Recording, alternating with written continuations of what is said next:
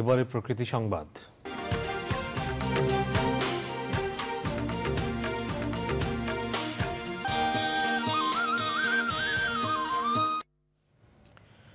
জলবায়ুর অভিঘাত মোকাবেলায় নীলফামারীতে বৃক্ষরোপণ ও পরিচ্ছন্নতা ক্যাম্পেইন হয়েছে। পরিচ্ছন্ন ও বাসযোগ্য পরিবেশ নিশ্চিত করতে শিক্ষার্থীদের মাঝে সচেতনতা সৃষ্টির লক্ষ্যে কর্মসূচি আয়োজন করে ইয়াং বাংলা এবং CRI। সংশ্লিষ্টরা মনে করেন পরিবেশ সংরক্ষণ ও জলবায়ু পরিবর্তন মোকাবেলায় এ ধরনের আয়োজন সহায়ক হবে। আনোয়ারুল আলম প্রধানের তথ্য ভিডিও চিত্রে আলিমাল রাজির report. Keep your environment clean and liveable প্রতিপাদ্যে খেরকাটি BL উচ্চ বিদ্যালয়ের শিক্ষার্থীদের নিয়ে প্রকৃতি ও পরিবেশ রক্ষায় সচেতনতামূলক ক্যাম্পেইন।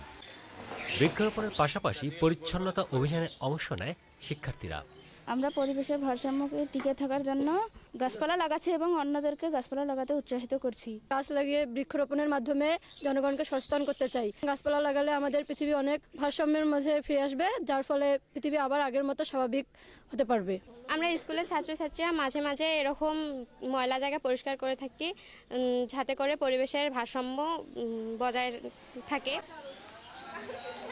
বৈশ্বিক উষ্ণতা কমিয়ে বাসযোগ্য পৃথিবী গড়তেই কাজ করছে পরিবেশবাদী এসব সংগঠন। এই ক্যাম্পেইনের অধীনে আমরা শিক্ষার্থীদের মাঝে পরিবেশ বিষয়ক সচেতনতা বৃদ্ধি, পরিচ্ছন্নতা প্রচার অভিযান এবং র্যালির আয়োজন করেছি। এই উদ্যোগটি আমরা মনে করি যে জলবায়ু পরিবর্তনের যে ঝুঁকি মোকাবেলা এটির জন্য অনেকটা সচেতন করে তুলবে সবাইকে। ভবিষ্যৎ প্রজন্মের মাঝে সচেতনতা সৃষ্টির লক্ষ্যে জলবায়ু পরিবর্তন ও পরিবেশ প্রকৃতি বিষয়গুলো পাঠ্যপুস্তকে অন্তর্ভুক্ত করার আহ্বান পরিবেশবাদীদের। আলিমাল রাজি, প্রকৃতি ও জীবন ডেস্ক, চ্যানেল আই।